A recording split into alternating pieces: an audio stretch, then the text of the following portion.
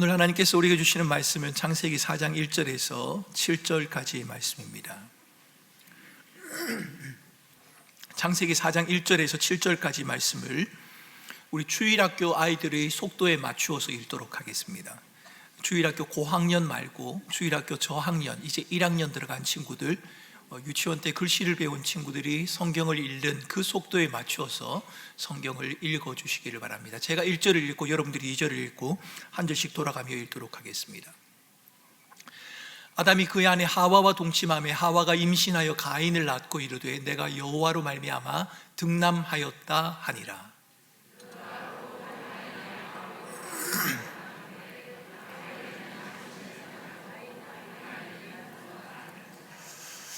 (1학년) 친구들이 이렇게 빠르게 읽지는 않습니다. 조금 더 천천히 읽어주셔야 합니다. 3절을 읽겠습니다. 세월이 지난 후에 가인은 땅의 소산으로 제물을 삼아 여호와께 드렸고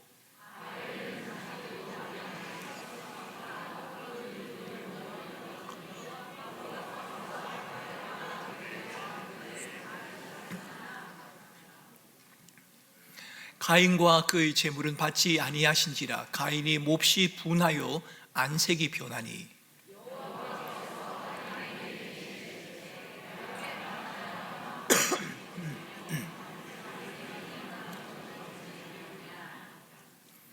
자, 7절은 우리 주일학교 친구들만 읽도록 하겠습니다. 자, 주일학교 친구들만 7절을 읽습니다. 자, 시작.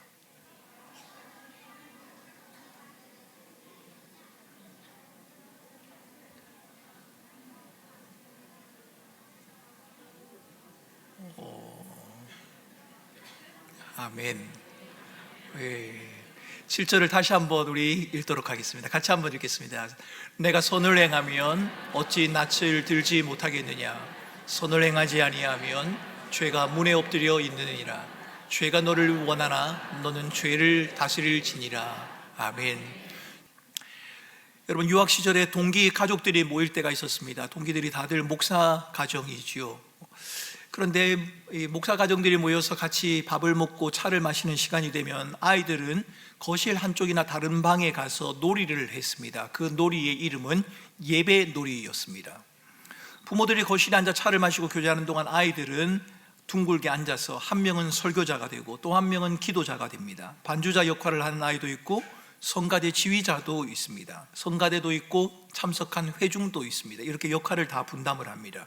찬송, 기도, 설교자가 하는 축도와 봉헌까지 모든 순서를 갖추고 진행하는 예배 놀이. 여러분, 장소가 예배당이 아니었다 뿐이지 오늘 우리가 드리는 예배와 조금도 다를 바가 없었습니다. 예배 놀이를 하는 아이들의 모습을 보면서 참 기특하다, 이런 생각을 해본 적이 있습니다.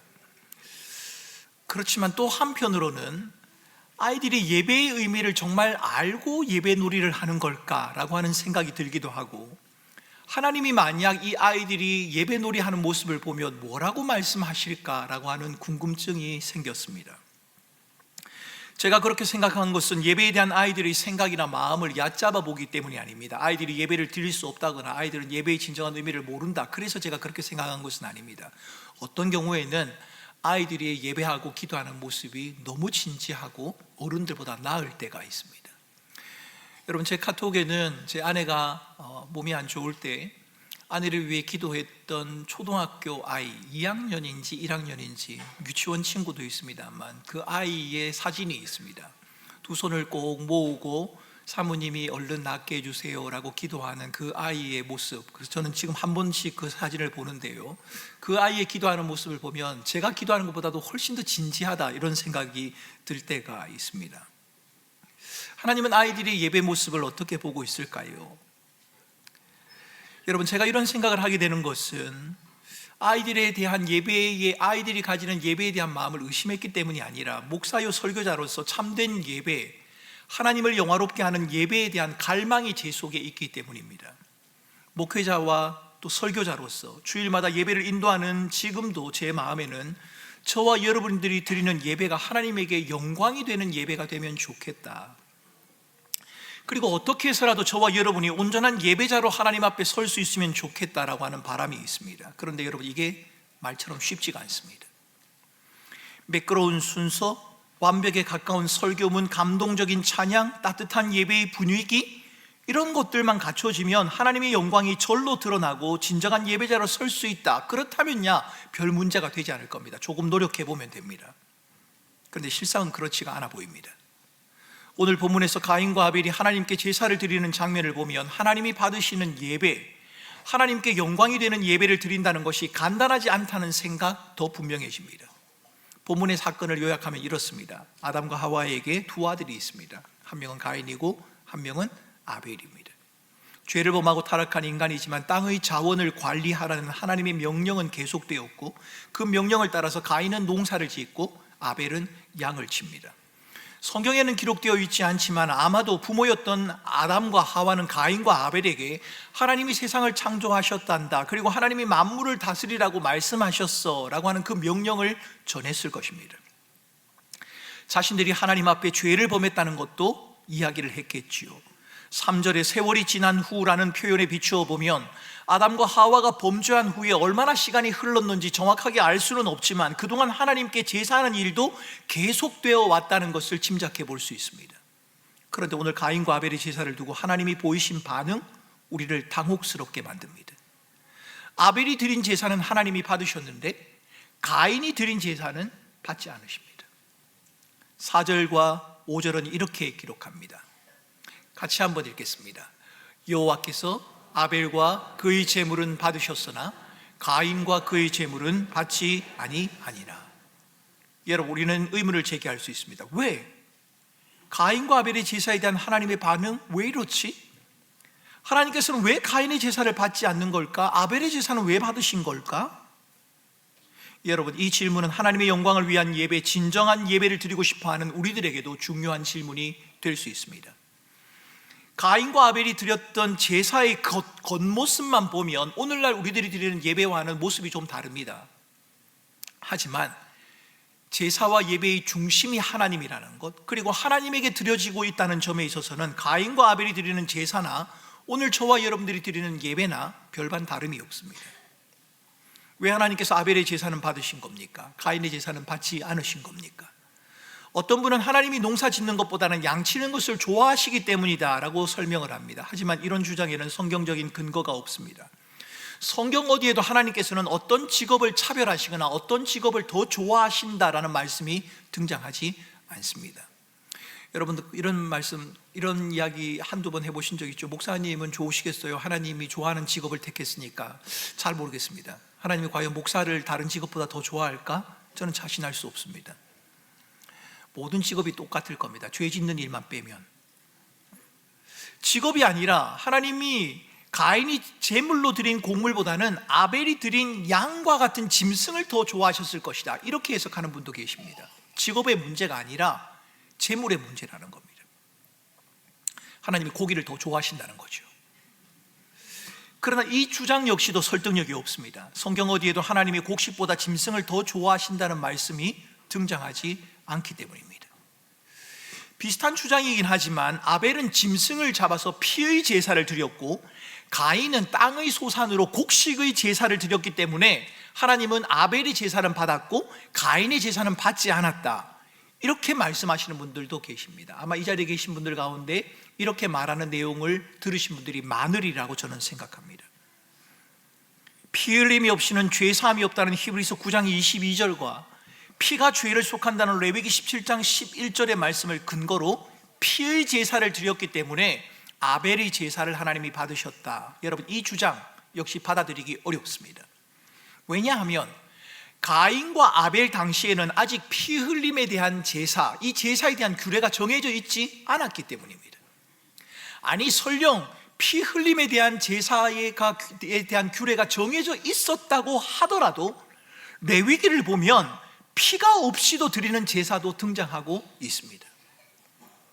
그렇다면 무엇이 문제입니까? 가인도 아벨도 하나님에게 제사를 드린 것이 분명한데 어떤 차이가 있는 것입니까? 무엇이 문제가 되는 겁니까? 우리는 이 질문에 대한 답을 찾기 위해 본문을 좀 더 자세히 읽을 필요가 있습니다. 그리고 성경을 좀 더 넓게 전체적으로 살펴볼 필요가 있습니다. 농부인 가인과 양을 치는 아벨은 자기 직업에 적절한 제물을 하나님께 드린 것이 맞습니다. 농사를 짓는 사람이 곡물을 드리는 것이 뭐가 이상합니까? 양을 치는 사람이 양을 드리는 것 자연스럽지 않습니까? 그러나 하나님은 그들이 드린 제사에 대해서 흥미롭게 반응을 하신 겁니다. 4절과 5절을 다시 한번 읽어보겠습니다. 여호와께서 아벨과 그의 제물은 받으셨으나 가인과 그의 제물은 받지 아니하신지라. 여러분, 혹시 본문 속에서 흥미로운 부분을 발견하셨습니까? 저는 본문에서 제사 드리는 사람과 제물이 분리되지 않는다는 점에 주목하라고 여러분들에게 말씀드리고 싶습니다. 아벨과 그의 제물, 가인과 그의 제물, 여러분, 나누어지지 않는다는 겁니다. 제물과 그 사람이 분리되어서 소개되고 있지 않습니다. 아벨과 아벨이 드린 제물, 그리고 가인과 가인이 드린 제물, 이것이 동시에 등장하고 있다는 겁니다. 여러분, 우리들에게는 마음은 충분하지만 능력이나 여건이 허락되지 않아서 그 마음을 제대로 표현하지 못하는 경우가 있습니다. 내 생각은 그렇지만, 내 마음은 그렇지만 내가 실제로 하는 행동은 거기에 따라가지 못하는 경우 말입니다. 여러분, 예를 들어 보겠습니다. 설 명절입니다. 여러분 가운데 오랜만에 맞이하는 긴 시간의 명절이기 때문에 가족들과 함께 멀리 북유럽이나 북극이나 남극까지라도 먼 여행을 한번 해보고 싶다, 이런 생각을 가진 분들도 아마 계실 겁니다. 부모님과 아이들에게 오랜만에 긴 명절이니까 충분한 용돈을 좀 줄 수 있으면 좋겠다, 그렇게 생각하는 분도 계셨을 겁니다. 오랜만에 명절이니까 아내에게 멋진 반지나 목걸이를 하나 해줘야겠다, 이런 생각을 안 하셨으리라고 생각합니다만, 혹 모르겠습니다. 그런 분들이 계셨을 수도 있을 것 같습니다. 그런데 문제는 뭡니까? 그렇게 할 수 있을 만큼 재정이 충분하지 않을 때가 있지 않습니까? 그래서 해외여행 대신에는 근처 나들이를 합니다. 용돈을 줄여서 조금씩 나누어주고, 그리고 아내에게 주고 싶은 목걸이와 반지는 다음이라고 하는 외상장부로 대신을 하기도 합니다.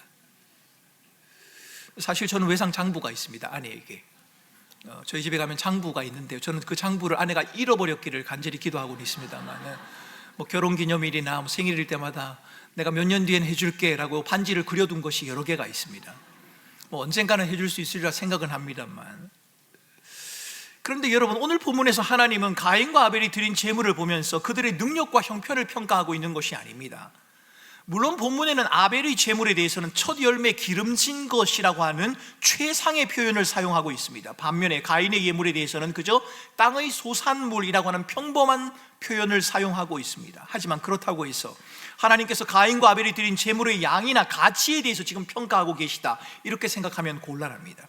가인이라면 그 정도가 아니라 더 많이 해야 되는데 왜 그것밖에 못하느냐라고 하나님은 말씀하고 계신 게 아니라는 겁니다. 본문을 자세히 읽어보면 이 사건은 두 사람이 드린 제물의 차이가 아니라 제물을 드린 두 사람의 차이에 대해서 초점을 두고 있다는 것을 우리는 발견하게 됩니다. 7절에서 하나님께서 가인을 향해 하시는 말씀을 보면 그것을 알 수 있습니다. 7절입니다. 내가 선을 행하면 어찌 낯을 들지 못하겠느냐. 여러분, 이 말씀을 쉽게 한번 풀어보겠습니다. 내가 선을 행하면 하나님이 너와 너의 재물을 연락하고 결과적으로 얼굴을 들 수 있게 되지 않겠느냐. 이해가 되십니까? 그러니까 하나님이 가인의 제사를 받지 않은 것은 재물 때문이 아니라 가인이 선을 행하지 않았기 때문이라고, 재물이 아니라 가인에게 문제가 있다고 지금 주님은 말씀하고 계신 겁니다. 우리는 이 사실을 요한일서 3장 12절의 말씀을 통해서도 확인할 수 있습니다. 가인과 같이 하지 말라. 그는 악한 자에게 속하여 그 아우를 죽였으니 어떤 이유로 죽였느냐? 자기의 행위는 악하고 그 아우의 행위는 의로움이라. 성경은 아벨의 제사는 하나님이 받으시고 자기 제사는 받지 않는 것 때문에 화가 나서 가인이 아벨을 죽여버린 것, 그것을 악하다 이렇게 말하고 있지 않습니다. 물론 살인 행위가 악한 것이지요. 그러나 오늘 본문에서는 아벨이 죽인 그것이 악하다라고 말하는 것이 아니라 하나님에게 제사를 드리고 있는 가인의 행위, 아니 제사를 드리는 가인 자체가 악하다고 지금 말하고 있는 겁니다. 가인과 아벨의 제사에 대한 요한 1서의 설명은 분명합니다. 하나님께서 가인의 제사를 받지 않으신 이유는 가인의 행위가 악했기 때문이고, 아벨의 제사를 받으신 이유는 아벨의 행위가 의로웠기 때문입니다. 하나님은 제물의 종류나 가치를 보신 것이 아니라 그 제물을 바치는 사람, 그 사람의 어떠함을 주목하신 겁니다. 하나님이 제물이 아니라 가인과 아벨에게 관심을 두고 있다는 사실, 히브리서 11장 4절의 말씀을 통해서도 확인할 수 있습니다. 히브리서 기자는 11장 4절에서 이렇게 말합니다. 믿음으로 아벨은 가인보다 더 나은 제사를 하나님께 드림으로 의로운 자라 하시는 증거를 얻었으니 하나님이 그 예물에 대하여 증언하심이라. 그가 죽었으나 그 믿음으로써 지금도 말하느니라. 우리는 여기서 아벨과 아벨의 제사를 묘사하기 위해서 사용되고 있는 믿음 혹은 믿음으로라는 말의 의미를 짚고 넘어갈 필요가 있습니다. 가인과 아벨의 제사의 차이점이 히브리서 기자는 믿음이라고 그렇게 말하지 않습니까? 우리는 가인이 불신자다라고 그렇게 생각하지 않습니다. 왜요? 믿음의 대상이 어떤 것에 대한, 믿음이 어떤 대상에 대한 인정이라면, 누군가를 믿는 것, 누군가가 있다는 것을 인정하는 것이라면 가인은 믿음이 있는 사람이 맞습니다. 가인은 지금 하나님을 인정하고 있습니다. 그리고 하나님에게 제사를 드리고 있습니다. 그러나 하나님께서 가인을 꾸짖고 계신 것을 보면 믿음의 대상이 하나님인 것을 인정하는 지적인 동의, 하나님이 계세요, 하나님을 내가 알아요 라고 하는 그 말, 그 지적인 동의만으로는 믿음의 개념을 설명하는 데 부족해 보인다는 말입니다.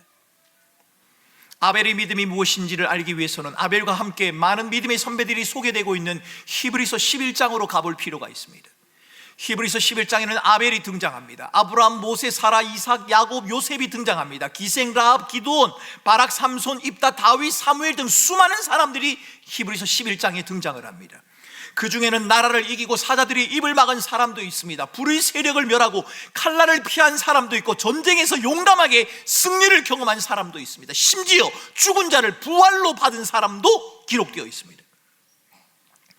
하지만 반면에 감옥에 갇힌 채 고문과 박해를 당한 사람, 조롱과 채찍질을 당하며 무력하게 목숨을 잃은 사람도 그 가운데 등장을 합니다. 그런데 너무도 대조적인 이 두 부류의 사람을 히브리서에서는 세상이 감당하지 못하는 사람 혹은 믿음으로 살았던 사람이라고 표현하고 있습니다. 삶의 모습이 너무 다른데, 너무 다른, 너무 대조적인 이 두 부류의 사람을 똑같은 말로 표현하고 있다는 겁니다.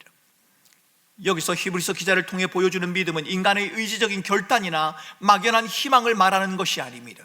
히브리서 11장에서 보여주는 믿음은 믿음의 대상인 하나님이 계신다는 것, 그것에 대한 지적인 동의, 그것을 넘어서서 하나님에 대한 신뢰, 그분의 신실하심에 대한 확신을 포함하고 있습니다. 하나님이 계십니다. 이뿐만 아니라 그 하나님의 말씀이 신실하십니다. 옳으십니다. 그분이 나와 함께 하십니다 라고 하는 그 확신, 그 신뢰가 거기에 포함이 되어 있다는 말입니다. 그렇습니다. 히브리서에서 믿는다는 말, 믿음이라고 하는 말은 하나님이 계신다는 사실에 동의하는 것일 뿐만 아니라 하나님이 하신 말씀을 신뢰하며 살아간다는 의미가 포함되어져 있습니다. 내가 믿습니다 라고 하는 그 말입니다. 그것은 내가 알고 있습니다 라는 그 말이 뿐만 아니라 내가 알 뿐만 아니라 아는 것을 신뢰하고 그 말씀을 따라 내가 살아갑니다 라고 하는 의미를 포함하고 있습니다. 내가 그만한 힘과 능력이 있으니 한번 해보겠다는 게 아닙니다. 나는 아무것도 할 수 없는 무능한 자이기 때문에, 언제라도 죄된 본성에 이끌려서 넘어질 수 있는 자이기 때문에 하나님의 은혜만, 하나님의 도우심만 전적으로 내가 의지합니다. 여러분, 히브리서 기자는 이것을 믿음이라고 표현하고 있습니다. 그러니까 우리가 믿는다고 말할 때는 죄와 죽음의 절망 앞에 서 있는, 죄와 죽음 앞에서 아무것도 할 수 없는 무능한 우리들의 모습을 볼 수 있어야 하고, 그런 우리를 사랑하셔서 구원하시는 무조건적인, 그 누구도 막을 수 없는 불가항력적인 하나님의 은혜를 떠올릴 수 있어야 합니다. 안타깝게도 가인에게는 이런 모습이 보이질 않습니다. 자신의 제사가 하나님께 받아들여지지 않을 때 보이는 가인의 반응, 여러분, 지극히 자기중심적입니다. 하나님은 가인아 내게 문제가 있다 이렇게 말씀을 하시는데, 가인은 내가 무슨 문제입니까? 내가 하나님에게 드렸는데 뭐가 잘못되었단 말입니까? 라고 따지고 듭니다. 하나님이 자기의 제사를 거절하시는 것 용납할 수 없다고 말합니다. 하나님이 내 제사를 거절하신다고요? 왜요? 이렇게 말하는 겁니다. 하나님은 죄가 문 앞에 있다라고 말씀하시므로 우리가 언제라도 죄에 노출되어질 수 있고 죄의 유혹으로 넘어질 수 있다라고 말씀하시지만, 가인은 하나님이 지적하시는 인간의 타락, 악함, 죄에 대한 노출, 넘어짐에 대한 두려움, 그 위험성을 간과하고 있습니다. 별것 아닌 것처럼, 아니 자기와는 관계없는 것처럼 생각하고 있단 말입니다. 그러나 여러분, 예배의 중심이 하나님이라면 가인은 자기의 생각을 이렇게 말할 것이 아니라 인간의 타락과 무능함 그리고 하나님의 은혜를 안다면 하나님에게 묻고 하나님의 말씀 앞에 자신을 살폈어야 합니다. 하나님이 하시는 말씀을 결코 가벼이 여기지 말아야 했단 말입니다. 하지만 가인은 다른 사람은 몰라도 내가 드리는 제사는 하나님이 당연히 받아주셔야 되는 것 아니냐라고 하는 자신감, 자기의, 자기 확신으로 충만해 있었습니다. 가인이 하나님을 대하고 제사하는 이 모습이 자기 스타일과 자기 방식을 고집하는 것이다 라고 해석하는 어느 학자의 해석, 여러분 저는 아주 일리가 있다고 생각합니다. 자기 스타일과 자기 방식을 고집하는 예배, 여러분 이것은 저와 여러분들의 예배 가운데도 일어날 수 있는 현상입니다.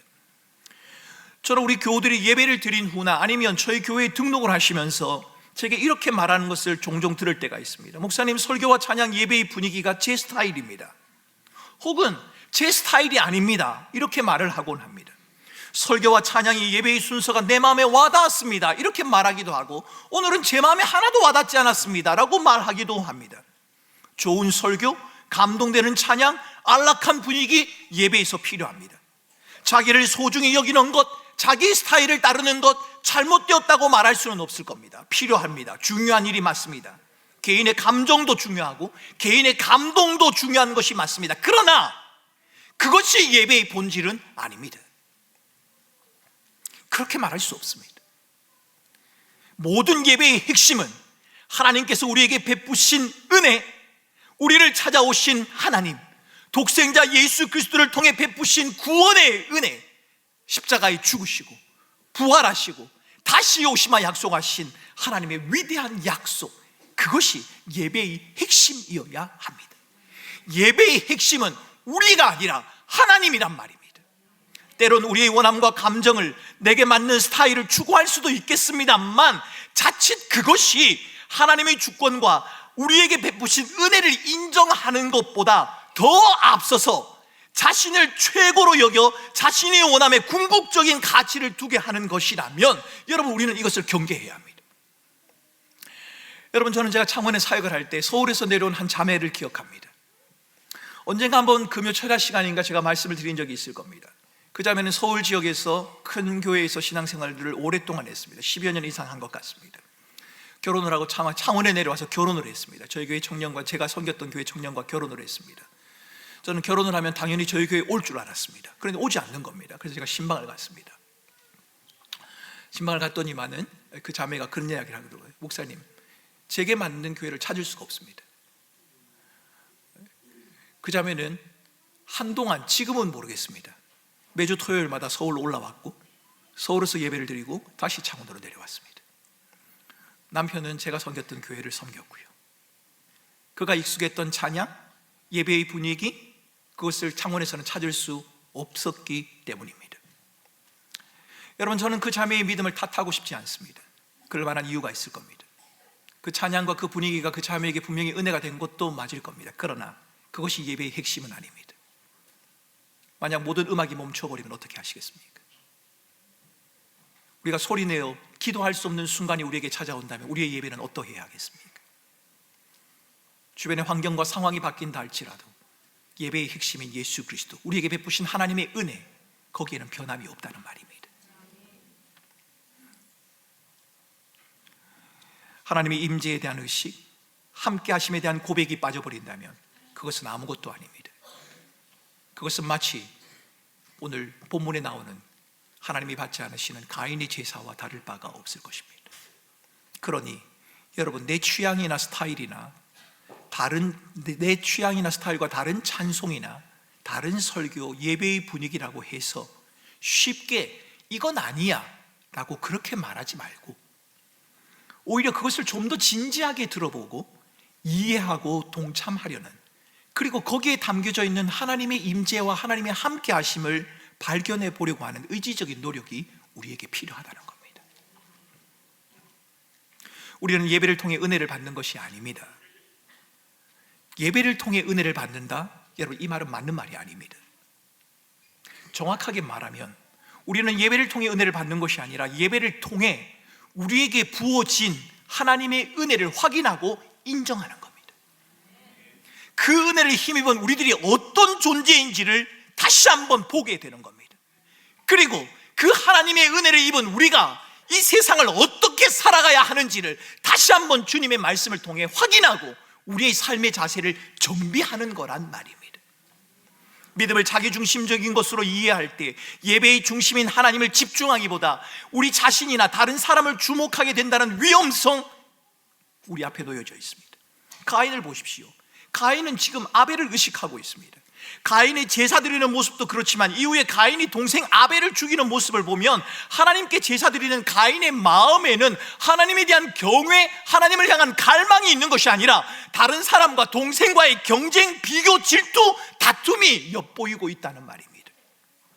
하나님께 제사 드리면서, 예배 드리면서 경쟁, 비교, 질투, 다툼 있을 수 있을까? 이것은 너무 어울리지 않는 말인데 이렇게 생각하는 분이 계실 것입니다만, 야고보서 4장 1절 이하를 읽어보면 우리들의 신앙적인 행위, 그 가운데서도 얼마든지 다툼이 일어날 수 있고 그 다툼의 배후에는 비교하고 경쟁하는 자기 중심적인 본성이 자리 잡고 있다는 것을 알게 됩니다.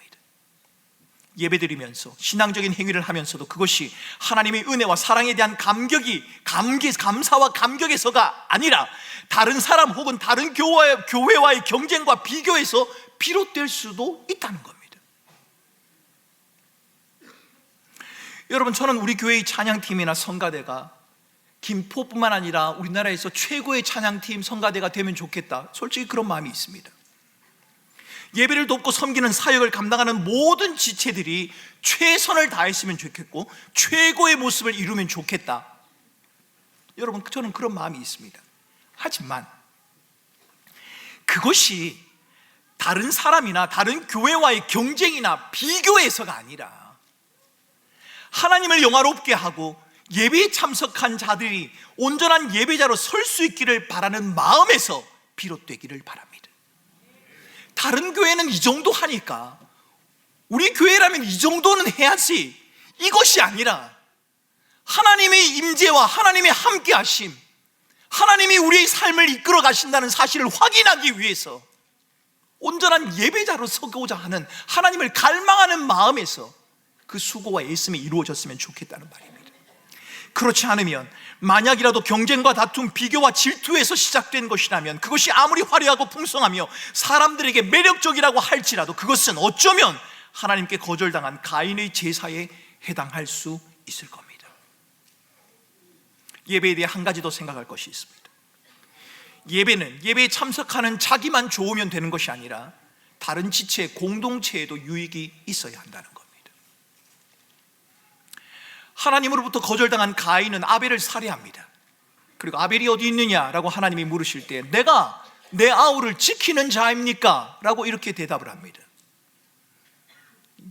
여러분, 가인의 대답은 틀렸습니다. 가인은 아벨을 지키는 자가 맞습니다. 형인 가인은 아벨을 지켜야만 했습니다. 아니, 하나님께서는 가인의 대답을 통해서 오늘을 살아가는 우리에게 너희는 너희와 함께하는 형제 자매들을 지키는 자, 함께하는 자가 맞다라고 우리에게 말씀하시는 것 같단 말입니다. 사랑하는 성도 여러분, 우리가 예배하는 자리에 모였다면 그것은 설교를 듣기 위해 모인 것이 아닙니다. 찬송을 부르러 온 것도 아닙니다. 설교와 찬송을 통해 하나님을 예배하러, 하나님을 경외하러 온 겁니다. 여러분과 함께하는 지체들과 더불어 하나님을 경외하고 하나님을 예배하고 하나님의 하나님 되심을 인정하기 위해 우리가 지금 이 자리에 있단 말입니다. 오늘 저희들이 세대 연합 예배를 드리고 있습니다. 할 수만 있다면 우리 주일학교 아이들과 여러 차례 예배를 드리면 참 좋겠습니다만 여러 가지 형편과 상황이 허락되지 않아서 저희 교회에서 한 1년에 2-3차례 정도만 이렇게 예배를 드리고 있습니다. 여러분, 이렇게 하는 것은 편의를 위해서가 아닙니다. 그리고 여러분들이 함께하는 아이들이 어른들의 예배를 이해할 수 있을까 너무 얕잡아 보지 마시기 바랍니다. 왜요? 물론 아이들이 알아들을 수 있도록 하는 것에도 우리가 힘을 써야겠지만 그것보다 더 중요한 것은 예배의 중심은 예배 가운데 임재하시는 하나님, 그분이라는 겁니다. 예배는 음식을 차리는 시간도 아니고 차려놓은 음식을 바라보며 감탄하는 시간도 아닙니다. 예배는 주님이 초청하신 잔치 자리에서 주님이 주신 음식을 함께 먹는 시간, 믿음을 고백하는 지체들과 함께 더불어 만찬을 즐기는 시간, 그 시간이 바로 예배입니다. 그러므로 저는 예배에서 매끄러운 진행보다 더 중요한 것이 있는데, 그것은 그 자리에 동참한 사람들에 대한 배려와 관심이라고 말씀드리고 싶습니다. 예배 시간 아이들이 좀 떠들어도 괜찮습니다. 예배 시간이기 때문이 아니라 사람들이 많이 모인 곳에서 다른 사람에게 방해가 되면 안 되기 때문에 조용하라고 말할 수는 있습니다만, 여러분, 예배 시간에 아이들이 좀 힘들어 할 수 있습니다. 왜 제 설교가 안 힘들겠습니까? 힘들겠지요.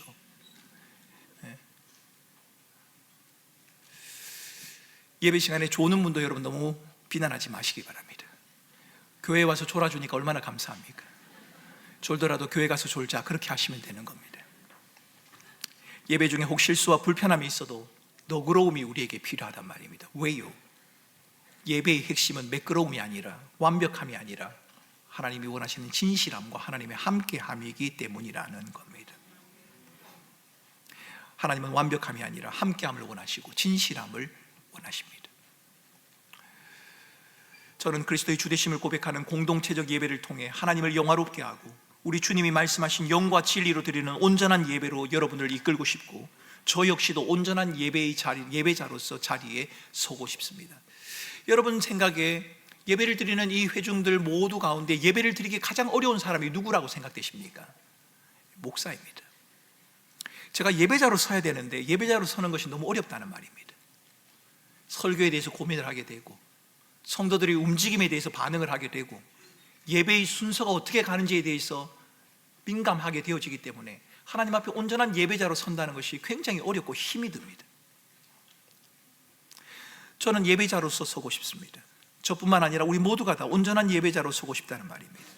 저는 매주일 설교와 찬양과 예배의 순서들을 통해 여러분을 감동시킬 수 있으면 좋겠다, 그 말씀을 드리고 있는 것이 아닙니다. 제게는 그런 능력도 없고, 우리는 예배에서 감동을 경험할 수도 있고 경험하지 못할 수도 있습니다. 하지만 한 가지 분명한 사실은, 하나님은 여전히 예배 가운데 임재하신다는 겁니다. 하나님이 이곳에 계십니다. 하나님이 우리와 함께 하십니다. 하나님의 임재 앞에서 하나님의 거룩하심과 우리의 죄와 연약함을 깨닫는 자리, 하나님의 은혜와 진리로 체험을 받으며 우리의 삶을 새롭게 하는 자리, 그 자리가 바로 예배의 자리입니다. 하나님의 임재 안에서 하나님의 사랑을 경험하고 우리를 향한 부르심에 응답하며 믿음의 지체들과 함께 그 사랑을 나누는 삶의 현장, 그것이 바로 예배의 자리이고, 우리에게 베푸신 하나님의 은혜를 묵상하며 세상에 있으나 세상에 속하지 않는 우리의 정체성을 확인하고 다시 세상으로 나아가는 그 현장, 그것이 바로 예배의 자리입니다. 여러분, 우리가 예배할 수 있는 이유, 예배가 우리가 하나님을 찾아가는 것이 아니라 하나님이 우리를 찾아오신 것이기 때문에 여러분, 우리는 예배를 드릴 수가 있습니다. 하나님이 우리를 찾아오셨고 하나님이 우리와 함께 하십니다. 그래서 여러분, 우리는 그 사실을 하나님의 말씀을 통해 확인하고, 찬양 가운데 그 사실을 인정하고 고백하며, 예배를 통해 그 사실을 다시 한번 우리 마음 가운데 확증하게 되어지는 겁니다. 예배하기 위해 모인 우리가 모두 하나님의 함께 하심을 경험하고 하나님의 은혜를 힘입으며 돌아가면 좋겠습니다. 여러분, 예배 중에 여러분의 마음을 찡하게 만들 만한 감동적인 순서가 없었다고 하더라도, 그날 설교가 왠지 여러분의 귀에 잘 들려지지 않아서 잘 이해가 되지 못하는 그런 순간이 있다 하더라도, 그날 찬양팀이 부른 찬양곡이 내가 아는 곡이 하나도 없어서 찬양 한 곡 못했다는 그런 마음을 가지고 일어나는 그 순간이라고 할지라도, 그 자리에 주님이 임재하셨고 나와 함께 하시고 내가 너를 붙들고 내가 너를 사랑하고 내가 너와 함께 할 것이다 말씀하신다는 그 말씀, 그 약속을 붙들고 이 자리를 일어설 수만 있다면, 여러분, 그 예배는 성공한 예배가 맞고, 그 사실을 믿고 살아가는 저와 여러분들은 온전한 예배자가 맞다는 말입니다. 예배하기 위해 모인 우리가 모두 하나님의 함께 하심을 경험하고 하나님의 은혜를 날마다 힘입으며 살아갈 수 있으면 좋겠습니다. 여러분, 그래야 연약과 부족을 지닌 우리가 일주일을 또 살아갈 수 있을 것 아닙니까? 오늘 하루의 말씀을 붙들고 일주일을 한번 버텨볼 것 아닙니까? 하나님이 나와 함께 하시고 하나님이 내게 은혜를 베푸셨고 하나님이 내 삶을 인도하신다, 이 예배를 통하여 하나님이 그 사실을 분명하게 확증해 주셨다는 그 사실을 붙들고 우리가 한 주간을 살아갈 수 있다면, 그것이 바로 온전한 예배자의 삶이다. 여러분, 이 사실을 잊지 마시기 바랍니다. 때로는 우리를 삼켜버릴 듯한 세상의 위협과 환란이 엄습해 와서 우리로 지치게 만들 때도 있을 것입니다. 하지만 환경과 상황이 우리를 어렵게 하는 그 순간에도 여전히 함께 하시는 하나님의 은혜, 그 무엇도 끊어놓을 수 없는 하나님의 사랑, 변함없으신 우리 주님의 긍휼을 기억하며 삶의 현장으로 나아가시기 바랍니다. 그 사실을 기억하는 자리, 그 자리가 바로 예배의 자리이고, 우리를 바로 그 예배의 자리로 부르신 분이 바로 우리 주님이십니다. 이번 한 주간도 온전한 예배자로 하나님의 은혜를 기억하며 하나님의 은혜를 힘입으며 한 주간을 살아가는 우리 사랑하는 성도들이 되실 수 있기를 주님의 이름으로 축원합니다. 여러분, 말씀을 기억하며 함께 기도하겠습니다. 여러분은 예배를 어떻게 생각하십니까? 예배를 정해진 순서대로 진행되어지는 어떤 이벤트나 행사 정도로 생각을 하십니까? 아니면 여러분의 마음에 감동을 줄 만한 어떤 순서를 기다리는 이벤트라고 생각하십니까?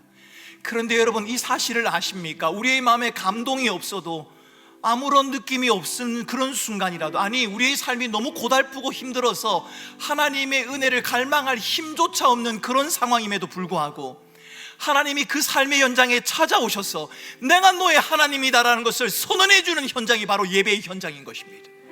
내가 너를 위하여 십자가에 죽었고 내가 너를 포기하지 아니하고 내가 너를 인도할 것이라는 사실을 확증해 주는 자리가 바로 예배의 자리라는 겁니다. 그래서 여러분, 우리는 하나님의 임재와 하나님의 함께 하심을 예배를 통해 확인하는 겁니다. 내가 연약하고 부족하고 넘어질 수밖에 없는 자라는 사실을 예배를 통해 확인하는 겁니다. 연약하고 부족한데 다시 일어서서 살아갈 힘과 용기를 주신 주님이 계시기에 믿음을 따라 살겠습니다, 그 결심과 결단을 다시 한번 다지는 곳이 예배의 현장이란 말입니다. 그런 예배의 현장으로 저와 여러분들을 부르셨고 우리를 예배자로 부르셨습니다. 하나님, 내가 주일날 모이는 공적인 예배, 아니 내 삶 가운데 드려지는 모든 예배의 순간 가운데 그것을 어떤 종교적인 형식이나 순서로 생각하지 아니하고 하나님의 함께하심과 하나님의 임재하심과 하나님의 도우심을 갈망하는 하나님과의 만남으로 여기며 내가 살아가겠습니다. 내가 느끼지 못하는 가운데도 하나님이 함께하신다는 사실을 붙들고 이 한 주간도 믿음으로 살아갈 수 있도록, 온전한 예배자로 살아갈 수 있도록 인도하여 주시옵소서. 이 시간 합심해서 함께 기도하겠습니다. 함께 기도합니다. 존귀하신 하나님 아버지, 하나님께서 우리를 거룩한 예배자로 부르심을 주님 감사합니다. 죄로 인하여